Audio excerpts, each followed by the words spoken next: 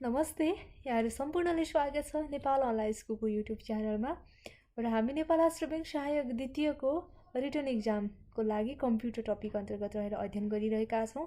र आजको यो भिडियोमा चाहिँ हामी जनरल इन्फर्मेसन अफ डाटाबेस र आइटी सेक्युरिटीको बारेमा डिटेलमा पढ्न जाँदैछौँ है। त्यसैले अब आउनुहोस् आजको विषयवस्तुतर्फ ढिला नगरी लागौँ। यो चाहिँ हाम्रो सिलेबसको नम्बर 4 मा रहेको छ र हाम्रो पनि नम्बर 4 मा नै छ।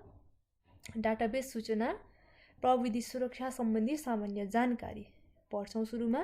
त्यसपछि हामी क्रमैसँग आइटी सेक्युरिटीको बारेमा पनि पढ्नेछौँ आजको यो भिडियोमा। अब फर्स्टमा चाहिँ हामी डाटाबेस म्यानेजमेन्ट सिस्टमको बारेमा पढ्छौँ है त। के हो त डाटाबेस म्यानेजमेन्ट सिस्टम है। अब यहाँ लेखेकी छु डाटाबेस म्यानेजमेन्ट सिस्टम एउटा प्रणाली अथवा सफ्टवेयर हो है, जसले चाहिँ कम्प्युटरको सहायताले तथ्याङ्कहरूलाई प्रविष्टि गर्दछ र प्रविष्टित तथ्याङ्कहरूलाई चाहिँ प्रशोधन गर्ने गर्दछ र केही सूचनाहरू पनि निकाल्ने गर्दछ। र यो चाहिँ एउटा सिस्टम हो र यसमा चाहिँ अब इनपुट, त्यसपछि प्रोसेसिङ र आउटपुटको क्रियाकलापहरू चाहिँ हुन्छ।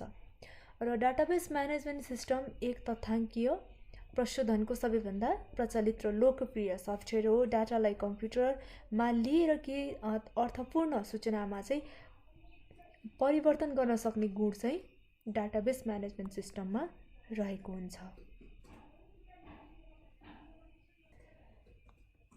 र यसै गरी डाटाबेस सिस्टमलाई एक तथ्याङ्क भण्डारणका रूपमा समेत बुझ्न सकिन्छ है, बुझ्न सकिन्छ।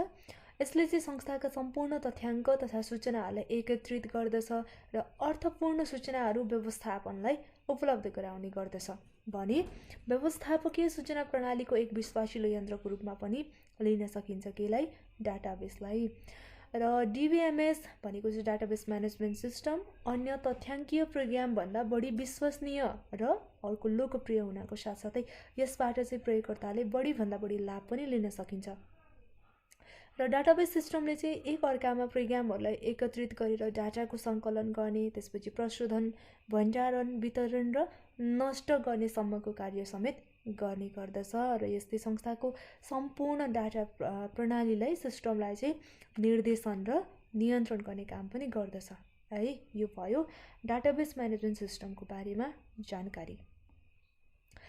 अब यसपछि डाटाबेस म्यानेजमेन्ट सिस्टमको चाहिँ फाइदाहरू के रहेको छ त, advantages of database management system. अब यसको फाइदाहरू हेरौँ। पहिलो नम्बरमा छ फाइदा के छ भने कुनै पनि सूचनाहरू डिलिट हुन गएमा तिनीहरूलाई चाहिँ ब्याकअप तथा रिकभरी गर्न सकिने सुविधा रहन्छ है। अर्को भनेको ब्याङ्कको वित्तीय निर्णय लिन महत्त्वपूर्ण औजारको रूपमा लिन सकिन्छ डाटाबेस म्यानेजमेन्ट सिस्टमलाई। त्यसै गरी व्यवस्थापकीय सूचना प्रणालीको आधार हो अनि ब्याङ्कको कोर ब्याङ्किङ सफ्टवेयरसँग तादात्म्यता गर्न सकिने हुन्छ। त्यसै गरी तथ्याङ्क सम्बन्ध नभएका व्यक्तिले अनाधिकृत रूपमा यसको प्रयोग गर्न पाउँदैन है। फलस्वरूप यसमा भएका सम्पूर्ण सूचनाहरू चाहिँ सुरक्षित रूपमा रहन्छन्। र अर्को भनेको विद्यार्थी, व्यवसायी, अनुसन्धानकर्तालाई आवश्यक सूचनाहरू उपलब्ध गराई उनीहरूको कार्यलाई सहज बनाउनमा पनि मद्दत गर्दछ भने डाटाबेस म्यानेजमेन्ट सिस्टमले तथ्याङ्कहरूको चाहिँ स्थिरता र विश्वसनीयता पनि कायम राख्नमा मद्दत गर्छ। यो चाहिँ भयो एडभान्टेजहरू डाटाबेस म्यानेजमेन्ट सिस्टमको। अब यसपछि चाहिँ अर्को भनेको के छ भने डाटाबेस म्यानेजमेन्ट सिस्टमका प्रयोगकर्ताहरू, युजर्स अफ डिबिएमएस के रहेको छ त यसको युजर्सहरू है। अब यो बारेमा हेरौँ। नम्बर 1 मा छ डाटाबेस एडमिनिस्ट्रेटर।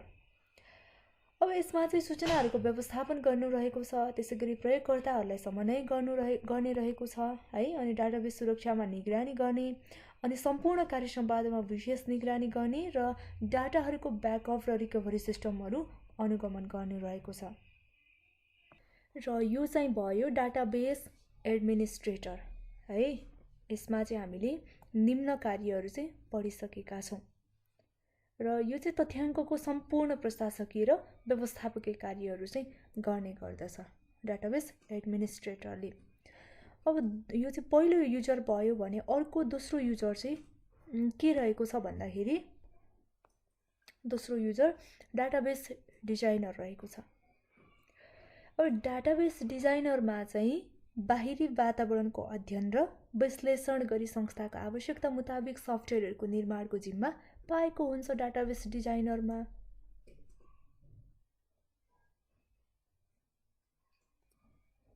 त्यसैगरी तेस्रो युजर भनेको चाहिँ डाटाबेस प्रोग्रामर रहेको छ है। यो व्यक्तिले डिजाइनरको डिजाइन मुताबिक कम्प्युटरको प्रोग्रामिङ ल्याङ्ग्वेजको प्रयोग गरी निर्देशनहरू लेख्ने र सफ्टवेयरहरू तयार गर्ने कार्य गर्दछ भने चौथो युजर भनेको चाहिँ फाइनल युजर रहेको छ। र फाइनल युजरमा चाहिँ के छ भने डाटाबेस सफ्टवेयर निर्माण पश्चात यस प्रयोगकर्ताले यसले चलाउने तथा डाटा इन्ट्रीहरू गरी निर्देशनहरू लेख्ने र सफ्टवेयरहरू तयार गर्ने कार्य चाहिँ गर्दछ।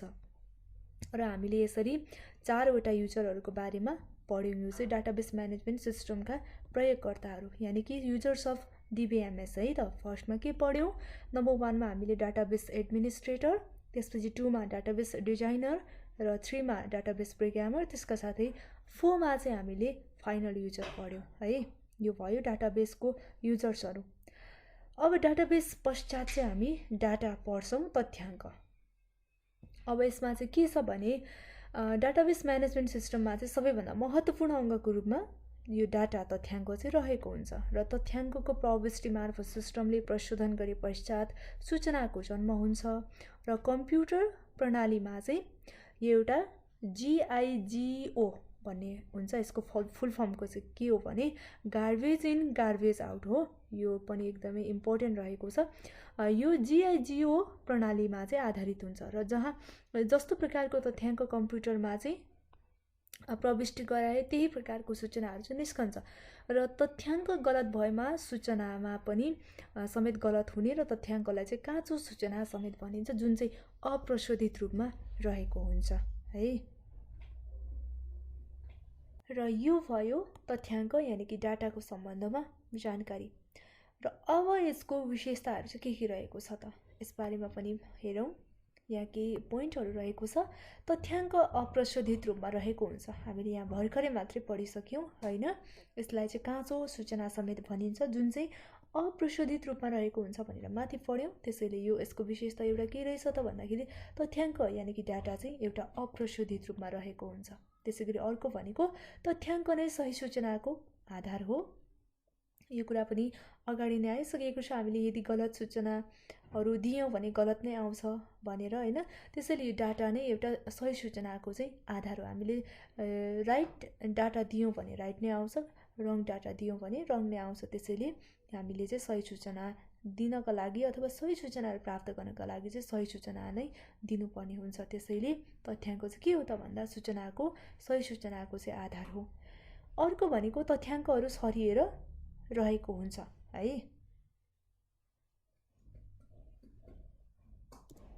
अर्को के हुन्छ? तथ्याङ्कहरू छरिएर रहेको हुन्छ। अर्को भनेको यिनीहरूलाई चाहिँ प्रशोधन नगरी बुझ्न सकिँदैन है। यो चाहिँ भयो फिचर्स अफ डाटा। अब यसपछि चाहिँ कम्प्युटरसँग सम्बन्धित केही चुनौतीहरू रहेको छ। ती चुनौतीहरूको बारेमा पढ्छौँ। अब चुनौतीमा दुईवटा चुनौती रहेको छ। एउटा भनेको चाहिँ आन्तरिक चुनौती इन्टरनल थ्रेट्स रहेको छ भने अर्को नम्बर 2 मा भनेको चाहिँ बाह्य चुनौती एक्सटर्नल थ्रेट्स रहेको छ है। अब सुरुमा हामी आन्तरिक चुनौतीको बारेमा पढौँ। के रहेछ त है, कस्तो प्रकारको चुनौतीहरूलाई चाहिँ हामी आन्तरिक चुनौतीको रूपमा बुझ्न सक्छौँ त भनेर पढ्नेछौँ। अब यहाँ रहेको छ कम्प्युटरको आन्तरिक कार्यहरूमा आउन सक्ने चुनौतीहरूलाई नै के भनिन्छ? आन्तरिक चुनौती भनिन्छ। जस्तो कि कम्प्युटरमा रहेको डाटाहरू चोरी हुन सक्ने, अनि डाटाहरू हराउने, कम्प्युटरको पावर म्यानेजमा चाहिँ हुने चुनौती, इन्क्रिज फाइल साइज है, interface with display on the monitor, formatting of hard disk आदि कम्प्युटरको आन्तरिक चुनौतीहरू हुन् है भने। अब बाह्य चुनौतीहरू के रहेको छ त? एक्सटर्नल। कुनै पनि बाह्य व्यक्तिहरूले कुनै पनि अर्गनाइजेसनको डाटाहरू चोरी गर्न सक्ने, त्यसपछि वेबसाइटहरू ह्याक गर्ने, डाटा ट्रान्सफर गर्ने जस्ता चुनौतीहरू चाहिँ के हो? कम्प्युटरको बाह्य चुनौतीहरू हुन्। र यो चाहिँ भयो कम्प्युटरसँग सम्बन्धित चुनौतीहरू। एउटा आन्तरिक चुनौती र अर्को भनेको बाह्य चुनौती। दुईवटा चुनौतीको बारेमा हामीले पढिसकेका छौँ। अब यो कम्प्युटरसँग सम्बन्धित अन्य चुनौतीहरू चाहिँ के हुन सक्छन् त भनेर यहाँ उल्लेख रहेको छ। एउटा भनेको corrupt file leading to data loss, increase file size, त्यसपछि interface with display, destroying the file allocation table, त्यसपछि slowing down of the system, website hacking, cyber crime, त्यसपछि unauthorized access in computer materials, damage to any computer and information system etc. यो चाहिँ के भयो त कम्प्युटरसँग सम्बन्धित अन्य चुनौतीहरू भयो है। अब यसपछि कम्प्युटर भाइरसको बारेमा पढौँ। के रहेछ त कम्प्युटर भाइरस है त। यसमा चाहिँ के छ भन्दा कम्प्युटर भाइरस भनेको चाहिँ एक प्रकारको कम्प्युटर प्रोग्राम हो जुन आफै सञ्चालित भई एउटा कम्प्युटरबाट अर्को कम्प्युटरमा फैलिन्छ र यसले चाहिँ कम्प्युटरमा अनावश्यक समस्याहरू उत्पन्न गरेर प्रयोगकर्तालाई युजर्सलाई चाहिँ दिक्क बनाउनुको साथसाथै डाटा अथवा प्रोग्रामहरू चाहिँ नष्ट पनि गरिदिन्छन् है भाइरसले। र सुरुमा कम्प्युटर भाइरस बनाउनुको मुख्य उद्देश्य भनेको चाहिँ के थियो त भन्दा कम्प्युटर सफ्टवेयरहरूलाई चोरीकर्ताबाट बचाउनु र कम्प्युटर प्रयोगकर्ताहरूलाई यानि कि युजर्सहरूलाई चाहिँ कम्प्युटर प्रयोग गरिरहेको बेलामा विभिन्न चित्र अथवा सङ्गीतहरू पठाएर मनोरञ्जनहरू चाहिँ प्रदान गर्नु थियो। यो चाहिँ सुरुमा होइन, तर पछि आएर चाहिँ के भयो त भन्दा कम्प्युटर भाइरसको काम त्यतिमा मात्रै चाहिँ सीमित रहेन। यो त कम्प्युटर जगतको एउटा के भयो त घातक रोग बन्न पुग्यो। यसले विश्वभर वर्षेनी करोडौँ मूल्य बराबरमा चाहिँ डाटा तथा प्रोग्रामहरू चाहिँ नष्ट गरिरहेको पाइन्छ कम्प्युटर भाइरसले है। यो भयो कम्प्युटर भाइरसको बारेमा जानकारी। अब यसपछि कम्प्युटर भाइरसले चाहिँ देखाउने लक्षण अथवा विशेषताहरू चाहिँ के रहेको छ त है त। कस्तो लक्षणहरू अथवा कस्तो विशेषता भयो भने चाहिँ हामीले कम्प्युटर भाइरस हो भनेर बुझ्ने त भन्ने सम्बन्धमा रहेको छ। र अब यसमा चाहिँ के छ भने यहाँ विभिन्न पोइन्टमा मैले उल्लेख गरेकी छु। एउटा भनेको नयाँ फाइल अथवा फोल्डर्सहरू बनाइदिने हुन्छ है कम्प्युटर भाइरसले देखाउने एउटा लक्षण अथवा विशेषता। यदि कम्प्युटर भाइरस भएको छ कम्प्युटरमा भने के हुन्छ, एउटा नयाँ फाइल अथवा फोल्डर्सहरू आफै आइरहेको हुन्छ है। अर्को कम्प्युटरको काम गर्ने गति घटाइदिने, एकदमै स्लो हुने है। अर्को भनेको फाइलहरूको साइजहरू परिवर्तन गरिदिन्छ होइन, साइजहरूमा चेन्ज आउँछ। अनि कम्प्युटरको मेमोरी पनि घटाइदिन्छ। यो मेमोरी घटाइदिन्छ है त। त्यसपछि अर्को भनेको चाहिँ के छ भन्दाखेरि स्क्रिनमा अनावश्यक मेसेजहरू आइरहन्छ है। अनि प्रोग्राम अथवा फाइलहरू खोल्न धेरै समय लाग्छ, एकदमै ह्याङ भए जस्तो हुने। अनि कम्प्युटर ह्याङ भइरहन्छ है, भइरहे जस्तो मात्रै हुने होइन, ह्याङ नै हुने हुन्छ। र अर्को भनेको चाहिँ कम्प्युटरले निर्देशन अनुसार चाहिँ काम गर्दैन। हामी जुन काम गर्छौँ अथवा जुन निर्देशन दिन्छौँ त्यो अनुसार चाहिँ कम्प्युटरले काम गर्दैन है। यो भयो कम्प्युटर भाइरसले देखाउने लक्षण अथवा विशेषताहरू। यी कुराहरू हाम्रो कम्प्युटरमा आएको छ भने चाहिँ के बुझ्नु पर्यो त भाइरस आएको रहेछ भनेर बुझ्नु पर्यो। र अब यसपछि चाहिँ कम्प्युटर एन्टिभाइरसको बारेमा पढौँ। यहाँ चाहिँ के छ भने एन्टिभाइरस एउटा एक प्रकारको चाहिँ के हो त भन्दा कम्प्युटर प्रोग्राम हो जसले कम्प्युटर भाइरसलाई पत्ता लगाएर नष्ट गरिदिन्छ है। एन्टिभाइरस युक्त कम्प्युटरमा प्रोग्रामहरू ह्याङ हुने, फोल्डर्सहरू उड्ने आदि हुँदैन। र कम्प्युटरमा एन्टिभाइरस सफ्टवेयर राखेर समय समयमा हामीले स्क्यान गरिरहनु पनि पर्छ र विश्वासिलो र प्रख्यात कम्पनीको एन्टिभाइरस सफ्टवेयरहरू प्रयोग गर्नुपर्छ र उक्त सफ्टवेयरलाई चाहिँ इन्टरनेटबाट अपडेट पनि गरिरहनुपर्छ। र एन्टिभाइरस सफ्टवेयर कम्प्युटरमा हुने भाइरसको एउटा के हो त भ्याक्सिन पनि हो। यो एन्टिभाइरसको बारेमा पढ्यौँ। अब यसपछि कम्प्युटरलाई भाइरसबाट हामीले चाहिँ कसरी बचाउने त, यी तरिकाहरूको बारेमा पनि जान्न आवश्यक छ, जानिराखौँ। प्रश्न छ भरपर्दो तथा प्रचलित कम्पनीले उत्पादन गरेको एन्टिभाइरस सफ्टवेयरहरू इन्स्टल गर्ने र त्यसलाई दैनिक रूपमा प्रयोग गर्ने है त। र हामीले सफ्टवेयर एन्टिभाइरस सफ्टवेयरहरू इन्स्टल गर्दाखेरि कस्तो प्रकारको गर्नु पर्यो भने एउटा भरपर्दो र प्रचलित कम्पनीले चाहिँ उत्पादन गरेको त्यस्तोहरू चाहिँ प्रयोग गर्नु पर्यो। र अर्को भनेको चाहिँ एन्टिभाइरस सफ्टवेयरलाई चाहिँ समय समयमा हामीले के गर्ने भन्दा अपडेट गर्ने है। अनि आफूले जानकारी नभएका फाइलहरू खोल्दाखेरि एकदमै विचार पुर्याउने त्यसैगरी अर्को भनेको बिना लाइसेन्स कपी गरी सस्तोमा बिक्री गरेका सफ्टवेयरहरू कहिले पनि हामीले प्रयोग नगर्ने है। अनि भाइरस फैलने मुख्य माध्यम भनेको चाहिँ इन्टरनेट हो र यसको कारणले गर्दा अथवा इन्टरनेट भएकोले गर्दा इन्टरनेटबाट हामीले फाइलहरू चाहिँ डाउनलोड गर्दा विशेष प्रकारले ध्यान दिने अथवा सावधानी अपनाउने। त्यसैगरी अर्को भनेको इमेल फाइलहरूसँग चाहिँ भाइरस नथी भनेको चाहिँ एट्याच भएर आउन सक्ने भएकोले यस्ता एट्याच फाइलहरू खोल्दाखेरि पनि विचार पुर्याउने। र अर्को भनेको चाहिँ हामी अनलाइन च्याटिङ गर्छौँ हैन, अनलाइन च्याटिङ गर्दा पनि भाइरसहरू आउन सक्ने भएकोले अपरिचित व्यक्तिसँग च्याटिङ गर्दा पनि ध्यान पुर्याउने। यो चाहिँ भयो कम्प्युटरलाई भाइरसबाट जोगाउने तरिकाहरू। र अब यसपछि चाहिँ हामी बल्ल के पढ्दैछौँ, आइटी सेक्युरिटीको बारेमा पढ्न जाँदैछौँ है। सूचना प्रविधि सुरक्षा कसरी गर्ने त भन्ने सम्बन्धमा अब हामी डिटेलमा पढ्छौँ। अब यहाँ चाहिँ पोइन्ट वाइज मैले उल्लेख गरेकी छु के रहेको छ। पहिलो पोइन्टमा हेरौँ, कुनै पनि सङ्गठनको कम्प्युटर त्यसपछि कम्प्युटर नेटवर्क सूचना डाटा फाइलहरूलाई अनाधिकृत रूपमा प्रयोग त्यसपछि दुरुपयोग सुधार सुरक्षित राख्न अपनाइने साइबर सुरक्षाको विधि नै के हो त भन्दाखेरि सूचना प्रविधि सुरक्षा हो। भनेको चाहिँ कुनै पनि सङ्गठनको कम्प्युटर भयो त्यसपछि कम्प्युटर नेटवर्क भयो सूचना डाटा अथवा फाइलहरूलाई चाहिँ अनाधिकृत रूपमा यदि कसैले प्रयोग गर्छ दुरुपयोग गर्छ हैन, अब यस्तो विभिन्न अनाधिकृत कामहरूबाट चाहिँ जोगाउनका लागि एउटा अपनाइने साइबर सुरक्षाको विधि नै के हो त भन्दाखेरि आइटी सेक्युरिटी हो है। अर्को भनेको यसको मुख्य उद्देश्य भनेको चाहिँ कुनै पनि सङ्गठनका संवेदनशील महत्त्वपूर्ण सूचना त्यसपछि डाटा फाइलहरूलाई चाहिँ साइबर अट्याक वा ह्याकरहरूबाट जोगाई यसको पूर्ण प्रभावकारी उपयोगिता र गोपनीयताको सुरक्षा गर्नु हो। अब यहाँ अर्को कुरा के आएको छ भने यसको उद्देश्य भनेको चाहिँ आइटी सेक्युरिटीको उद्देश्य भनेको है, यसमा महत्त्वपूर्ण सूचनाहरू हुन सक्छन्, डाटाहरू हुन सक्छन्, फाइलहरू हुन सक्छन् हैन। यस्तो सूचना डाटा फाइलहरूलाई चाहिँ साइबर अट्याक अथवा ह्याकरहरूबाट चाहिँ जोगाउनु हैन, अनि पूर्ण प्रभावकारी उपयोगिता र गोपनीयताको सुरक्षा गर्नु पनि हो यसको उद्देश्य। र अर्को भनेको यस अन्तर्गत चाहिँ नेटवर्क सुरक्षा पर्छ हैन, त्यसपछि डाटा सुरक्षा भयो हैन, त्यसपछि क्लाउड सर्भरको सुरक्षा अथवा रिमोट एक्सेसको सुरक्षा चाहिँ समावेश हुने गर्छ है। यो चाहिँ आइटी सेक्युरिटीको बारेमा केही इन्फर्मेसन भयो। अब साइबर सेक्युरिटी भनेको चाहिँ के हो त यसको बारेमा पनि पढौँ है।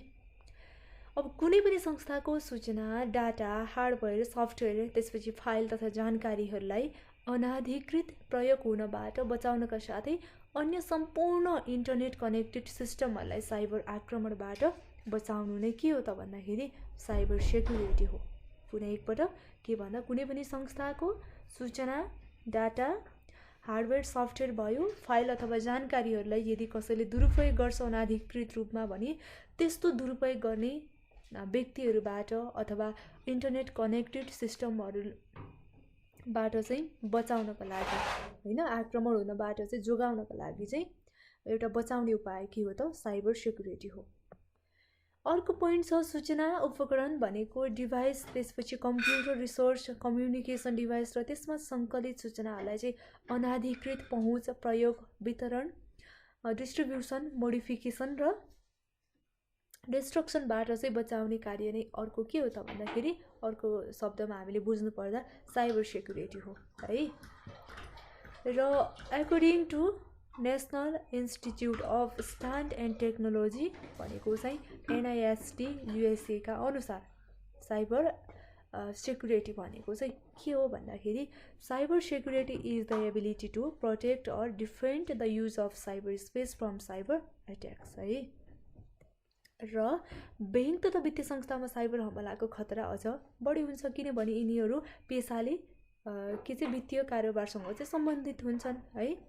र अब यसमा चाहिँ साइबर एट्याकको प्रमुख कारण भनेको चाहिँ के हो त भन्दाखेरि फाइनेन्सियल गेन नै हो है। त्यसैले यसबाट पनि जोगिनु पर्ने हुन्छ। र यो भयो साइबर सेक्युरिटीको बारेमा। साइबर सेक्युरिटी के हो, कस्तो प्रकारको उपायहरू चाहिँ अपनाउनु पर्ने हुन्छ हैन, कस्तो कस्तो खतराहरू चाहिँ हुन सक्छन् भनेर हामीले यसबारेमा बुझिसकेका छौँ। अब यसपछि एलिमेन्ट्स अफ साइबर सेक्युरिटी र आइटी सेक्युरिटी, यसको एलिमेन्ट्सहरू के रहेको छ त। अब हेरौँ है त, फर्स्टमा चाहिँ छ एउटा नेटवर्क सुरक्षा, नेटवर्क सेक्युरिटी रहेको छ। अब नेटवर्कहरूको तारहरू त्यसपछि कनेक्सन अथवा कन्टेन्टहरूलाई चाहिँ सुरक्षा प्रदान गर्नु नै के हो त भन्दाखेरि नेटवर्क सुरक्षा यानि कि नेटवर्क सेक्युरिटी हो है, पहिलो पोइन्ट भयो। अर्को दोस्रो पोइन्टमा चाहिँ के छ भने नेटवर्कका प्रयोगकर्ताहरूलाई नेटवर्कमा अनाधिकृत कार्य गर्नबाट रोक्ने प्रयास गर्ने मञ्च प्लेटफर्म नै के हो त, नेटवर्क सुरक्षा हो। त्यसैगरी अर्को भनेको यो नेटवर्क सुरक्षा नीतिको अधीनमा तयार गरिएको निरन्तर चलिरहने प्रक्रिया हो है। त्यसैगरी यसले पब्लिक र प्राइभेट दुवै कम्प्युटर नेटवर्कलाई समेटेको हुन्छ भने अन्तिममा चाहिँ के छ एउटा पोइन्ट, यसको मुख्य उद्देश्य भनेको आधिकारिक व्यक्तिले मात्रै नेटवर्कको डाटासम्म पहुँच बनाउन सकोस् भन्ने हो है। यो चाहिँ नेटवर्क सेक्युरिटीको बारेमा भयो। त्यसपछि अर्को नम्बर 2 मा छ सूचना सुरक्षा, इन्फर्मेसन सेक्युरिटी है। सूचनाको सुरक्षा हामीले कसरी गर्ने भन्ने सम्बन्धमा छ। अब कुनै पनि संस्थाले आफ्नो सूचनाहरूको सुरक्षा गर्नका लागि उठाइएको कदम नै के हो त भन्दा सूचना सुरक्षा यानि कि इन्फर्मेसन सेक्युरिटी हो। अर्को सूचना तथा डाटाहरूको अनाधिकृत प्रयोग त्यसपछि दुरुपयोग हैन सुधार गर्नबाट चाहिँ बचाउने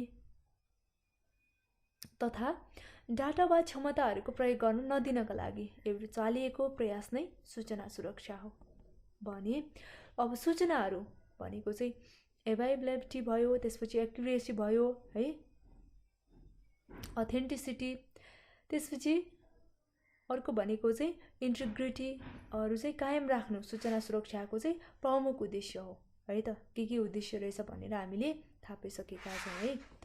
अर्को भनेको नेपाल राष्ट्र बैंक आइटी गाइडलाइन्सले सूचना सुरक्षा सम्बन्धमा विभिन्न मार्गदर्शनहरू पनि दिएको छ। हामीले अघिल्लो भिडियोमा नेपाल राष्ट्र बैंक आइटी गाइडलाइन्स आइटी पोलिसीको बारेमा पढिसकेका छौँ।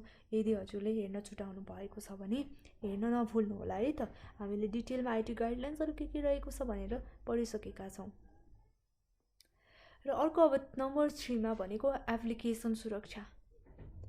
अब यसमा चाहिँ कम्प्युटर एप्लिकेसनहरूलाई चाहिँ बाह्य चुनौतीहरूबाट बचाउन सफ्टवेयर हार्डवेयर र प्रोसिड्युर विधिलाई चाहिँ के भनिन्छ त भन्दाखेरि एप्लिकेसन सेक्युरिटी भनिन्छ। अर्को भनेको यो सफ्टवेयर सम्बन्धी सूचना प्रविधि सुरक्षा विधि हो। यस्तै सङ्गठनको सफ्टवेयरहरू ठिक छ या त छैन हेर्नुको साथै सफ्टवेयरमा सूचनाहरू लिक भएको कुनै यन्त्र जडान भएको पनि हेर्ने गर्दछ। त्यसैगरी यस अन्तर्गत चाहिँ अब डाटाबेस सुरक्षा भयो है, इमेल सुरक्षा भयो, इन्टरनेट सुरक्षा र ई-कमर्स सुरक्षा आदि पर्दछन् भने यस्तै विभिन्न वेबसाइट र वेब बेस्ड एप्लिकेसनलाई पनि साइबर अट्याक हुनबाट चाहिँ बचाउनमा पनि सहयोग गर्ने गर्छ यो एप्लिकेसन सेक्युरिटीले। अब अर्को भनेको प्रयोगकर्तालाई शिक्षा, युजर्सलाई शिक्षा है त। साइबर सेक्युरिटीको एक महत्त्वपूर्ण कार्य नै प्रयोगकर्तालाई उनीहरूले प्रयोग गरेको उपकरण अथवा एप्लिकेसनहरूको उपयोगिता र त्यसको जोखिमको बारेमा चाहिँ जानकारीहरू प्रदान गर्नु हो र यस्तो जोखिमहरूलाई कम गर्नको लागि त्यस्तो जोखिमहरूबाट कसरी बच्न सकिन्छ भनेर चाहिँ जनचेतनामूलक कार्यक्रमहरूको चाहिँ आयोजना गर्ने, त्यस्ता कार्यक्रमहरूको विकास गरेर चाहिँ सञ्चालन गर्नुपर्छ। यो चाहिँ प्रयोगकर्तालाई शिक्षा भयो भने अब 5 नम्बरमा भनेको व्यवसायमा निरन्तरता र प्राकृतिक प्रकोपबाट व्यवसाय रिकभर गर्ने योजना। अब बैंकले विद्युतीय कारोबारको माध्यमबाट आफ्नो सेवाहरू सुचारू रूपले प्रदान गर्न व्यवसाय निरन्तरताको योजना बिजनेस कन्टिन्युटी प्लान तयारी गरी सङ्कटको समयमा समेत आफ्नो सेवाहरू प्रदान गर्न सक्षम रहनुपर्छ। यसका साथै अब प्रकोप पश्चात पनि रिकभरी योजना है त, डिजास्टर रिकभरी प्लान बनाएर चाहिँ हर वखत आफ्नो सेवाहरू सुचारू रूपले दिन अग्रसर रहनुपर्छ। र अर्को पोइन्ट भनेको यसमा चाहिँ अब नेपाल राष्ट्र बैंकले जारी गरेको आइटी गाइडलाइन्सहरूमा चाहिँ यस सम्बन्धमा विभिन्न मार्गदर्शनहरू चाहिँ दिएको छ। हामीले अलरेडी एनआरबी आइटी गाइडलाइन्स र एनआरबी आइटी पोलिसीमा यो कुरालाई डिटेलमा पढिसकेका छौँ है। र यो चाहिँ हामीले 5 वटा के हेर्यौँ त भन्दाखेरि एलिमेन्ट्स अफ साइबर सेक्युरिटी र आइटी सेक्युरिटीको बारेमा है त। सुरुमा हामीले एउटा नेटवर्क सुरक्षा हेर्यौँ हैन, 2 नम्बरमा हामीले सूचना सुरक्षा हेर्यौँ त्यसपछि 3 नम्बरमा एप्लिकेसन सुरक्षा हेऱ्यौँ अनि प्रयोगकर्तालाई शिक्षा र अर्को भनेको हामीले बीसीपी र डीआरपी को बारेमा पढ्यौँ है। अब यसपछि चाहिँ साइबर सिक्युरिटी सम्बन्धी जोखिमहरूलाई चाहिँ हामीले कम गर्नका लागि के उपायहरू चाहिँ अपनाउन सक्छौँ त भन्ने सम्बन्धमा पनि जानिराखौँ। यस सम्बन्धमा के छ भन्दाखेरि सञ्चालक समिति अथवा जोखिम व्यवस्थापन कमिटीमा साइबर सिक्युरिटीको व्यवस्थालाई निरीक्षण गर्ने पहिलो है। दोस्रो भनेको प्रत्येक बोर्ड बैठकमा साइबर सिक्युरिटी सम्बन्धी विषयलाई रिभ्यू गर्ने अनि साइबर रिस्क सम्बन्धी प्रत्येक सूचकहरूलाई चाहिँ रिभ्यू गरी सबै निर्धारित स्तरमा छ कि छैन त भनेर कन्फर्म हुने है त, निर्क्युल गर्ने। अर्को भनेको नयाँ प्रविधिको प्रयोग गरी साइबर सिक्युरिटी रिस्कको चाहिँ वर्तमान अवस्थाको मूल्याङ्कन गर्ने, वर्तमान अवस्था के रहेको छ भनेर। अनि साइबर सिक्युरिटी रिस्कको मूल्याङ्कन गरिसकेपछि चाहिँ आएको परिणामलाई भनेको जुन मूल्याङ्कन गरिसकेपछि रिजल्ट आउँछ त्यस रिजल्टलाई चाहिँ उपयोग गरी साइबर सिक्युरिटीलाई चाहिँ अझ बढी प्रभावकारी बनाउने र साइबर आक्रमणकर्ताले भनेको चाहिँ साइबर अट्याक गर्नुभन्दा पहिला है त पहिले चाहिँ पत्ता लगाई डाटा र बौद्धिक सम्पत्तिको संरक्षण गर्ने, यानि कि साइबर आक्रमणकर्ताले चाहिँ साइबर अट्याक गर्नुभन्दा अगाडि नै हामीले डाटाहरू पत्ता लगाउने र बौद्धिक सम्पत्तिहरूको चाहिँ संरक्षण गर्ने यो रहेको छ। यी उपायहरू अपनाएको खण्डमा चाहिँ हामी साइबर सिक्युरिटीबाट केही हदसम्म जोगिन सक्छौँ र साइबर सिक्युरिटीबाट हुने जोखिमलाई केही हदसम्म कम गर्न सक्छौँ। र यो त भयो साइबर सिक्युरिटी सम्बन्धी जोखिमहरूलाई कम गर्नका लागि अपनाउनु पर्ने उपायहरू। र आजको भिडियोमा चाहिँ हामीले हाम्रो टपिक चाहिँ के थियो त भन्दाखेरि title general information of database र आइटी सिक्युरिटी, त्यसभित्र पनि हामीले धेरै कुराहरू पढिसकेका छौँ। र आजको भिडियो यति नै। अर्को भिडियोमा नम्बर 5 मा रहेको अर्को नयाँ टपिकसँग रिलेटेड भिडियो लिएर उपस्थित हुनेछु। र तपाईँ सम्पूर्णलाई धेरै धेरै धन्यवाद। हवस् त, नमस्ते।